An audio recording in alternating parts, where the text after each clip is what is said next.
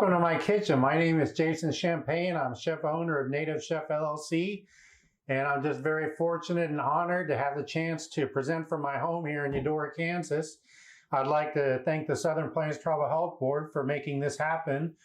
This video is going to be part of an Indigenous chef cooking series that we'll be using a lot of indigenous foods and indigenous recipes and just having a lot of fun. That's what I try to do in the kitchen. I try to have fun. I try to promote health and wellness using culinary arts and get people excited and motivated to get into the kitchen. So today we're going to be doing some soups. Soups are really nice, especially at this time of the year. Right now we're getting into the winter months here in Kansas, and it's always nice to be able to do a hot soup when on a cold day. So we're going to do a couple soups today, and the first one we're going to do a roasted corn and wild rice soup. And whenever you look at that recipe, the first part of it, you got to have all that food in front of you, and that's what I did. I went and I shopped and I got the first step of the recipe done. The next is to kind of do some prepping and cutting up some veggies and all that. And you always have to look at the recipe and think to yourself, what do I have to do first? Okay, so that's the first step you have to realize. What do I have to do first so that I can get this recipe done so I don't have to spend all day in the kitchen, right? So that's going to be getting the roasted corn started. So got a lot to do. Let's have a lot of fun. Thank you so much for watching. Okay, we're going to roast this corn. This is just yellow corn, and I rinsed it really well, and then I drained as much liquid as I can. So I basically put it in a colander, and I drained the liquid as best I can.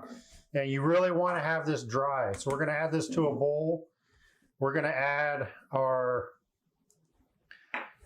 oil and a little bit of black pepper. And then we're going to really mix this well. Really get that oil coated all over onto the corn.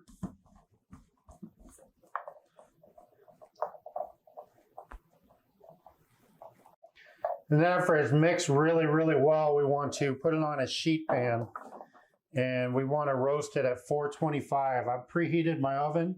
I did that right away, so never wait on your stuff for you. You want to have your oven and your grill or your whatever pan waiting on you. So, and you want to make sure these are spread out really well. And we'll roast these for about 30 minutes at 425.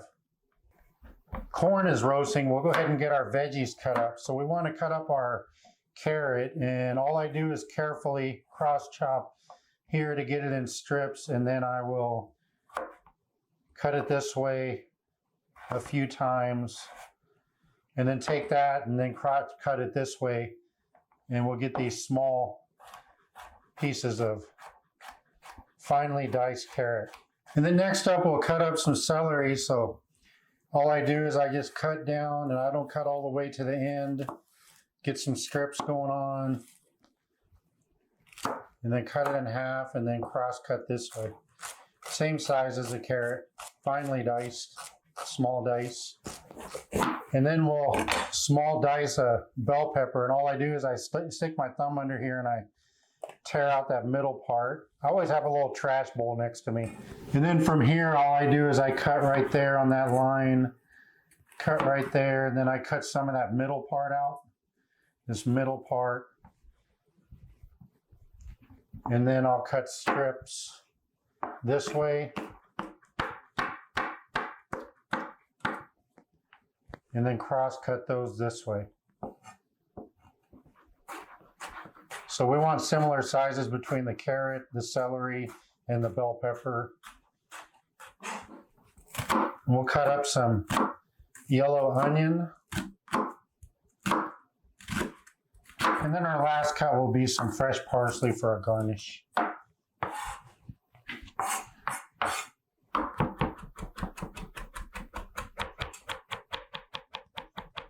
So I preheated my Dutch oven pan here. I'm going to add the oil, and I'm going to add garlic. And then I'm going to add the carrot, celery, onion, and bell pepper. We're going to cook this, stirring occasionally, for about 3 minutes.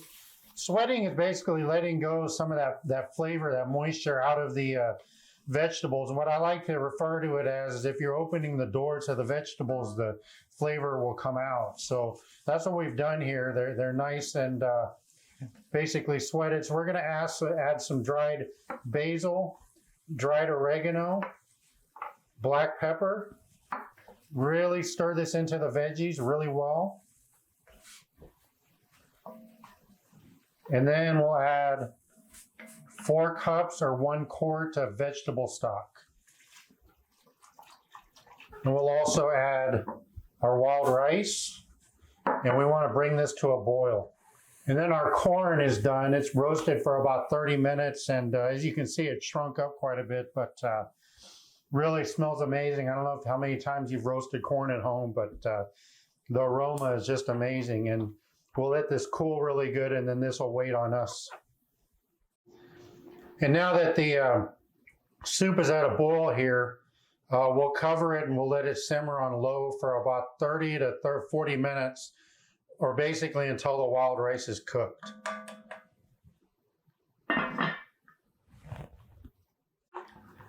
Okay, it's been about 30 minutes, and you can test the wild rice to see if it's done, and this one is done. So what we want to do now is we want to add our roasted corn into this, and then this is where you can get creative with anything you want. Any type of frozen vegetable. What I do is I usually thaw it overnight or partially thaw it.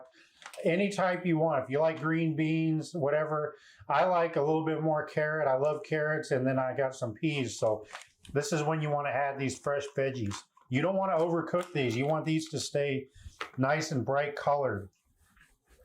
And we'll stir that in. We'll heat it for about 4 minutes. And we'll add a little bit of salt. And if you're on a low sodium diet, you can omit that salt. There's plenty of sodium in that vegetable stock. And we'll just cook this for about 4 minutes until the veggies are heated through. And then once the vegetables have heated through really good, we'll work on plating here. And then lastly, we'll just garnish with a little bit of that parsley that we cut up earlier. Add a little bit more color and flavor.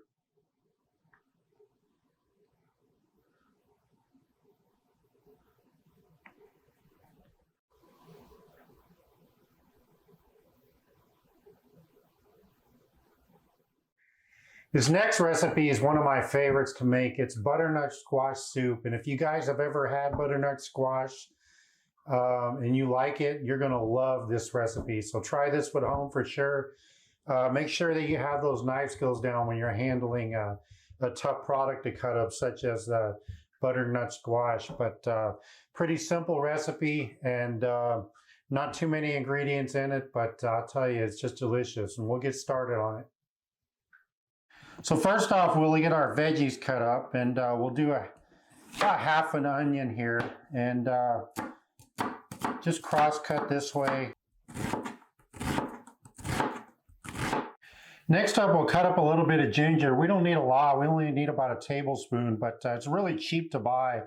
So this big piece was really cheap, and so what we want to do is you want to use the back of a spoon to kind of scrape off a little bit of that skin and get as much as you can off. And I'm not going to scrape the whole thing because I don't need the whole thing. I only need about a tablespoon. And then once we have enough here peeled for a tablespoon, I'm just going to cross cut it, and we're going to finely mince this ginger.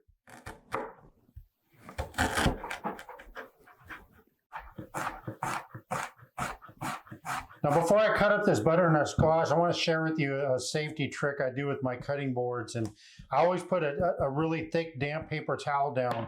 That way it's not going to slide on me. Whenever you're cutting up something, especially as hard as a butternut squash, you really want to be safe. So what I want to do is this is the bottom part right here. There's about right there, there's going to be a hollow part. And the rest of this up here is pretty solid. So I'm going to cut it in half, right? I'm going to cut that piece. I got into a little bit of it, but that's okay. And then I'm going to cut the tip off here. And then all I'm going to do is I'm going to simply start cutting down the edges. If you watch the knife skills video, I did this for pineapple and cantaloupe. So really handy knife skill to use to be able to know how to do for this, especially for something like this vegetable here. Get these strips first.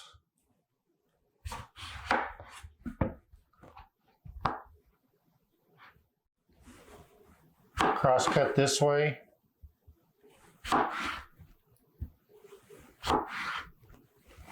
And then cross cut this way. Okay, I preheated my pan here, and what we want to do is we want to cook our ginger and our onions first. And we want to cook the onions until they get a nice golden color, and which should be about 3 minutes. And you want to stir this occasionally. And after about a minute, you want the onions to cook about 3, but after about a minute, you want to add the cumin and the turmeric powder and really stir that into the onion really well. And then after 3 minutes, we want to add our butternut squash and stir this in here. We're going to cook this for about a minute.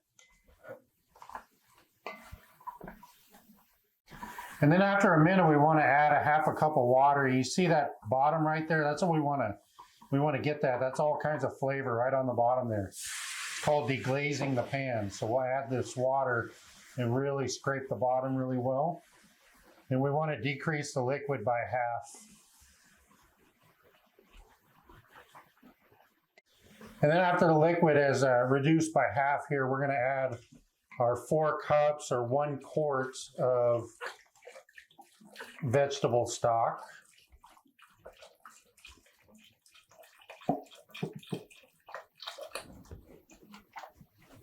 And then we're going to add some cinnamon. And we want to bring this to a boil. Okay, and after this comes to a boil, we want to reduce the heat down to low. And then we'll stir in our evaporated milk. And we'll cover this and let it simmer for about 13 to 15 minutes or until the butternut squash is knife tender. You can stick a knife right through it.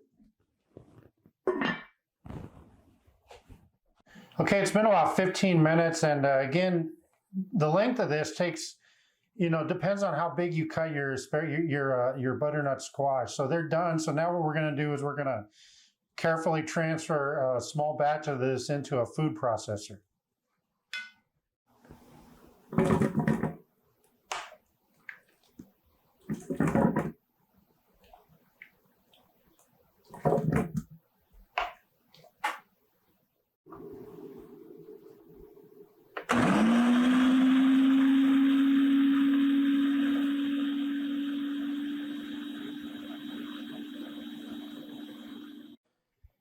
And it's important to puree these in batches. You don't want to fill this whole thing up. It's too hot. Especially when you're using hot suits, it'll build suction and then the top could come off on you. So what I did was I used another bowl to help put some of the soup in. And then right at the end here, we'll add a little bit of sea salt and we'll add some fresh lime juice right before we plate.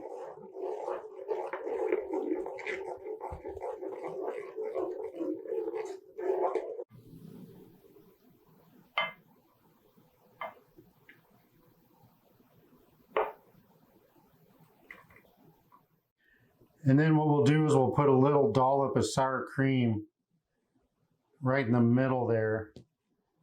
And we'll kind of push it around there. And then we'll garnish with some fresh parsley right on top.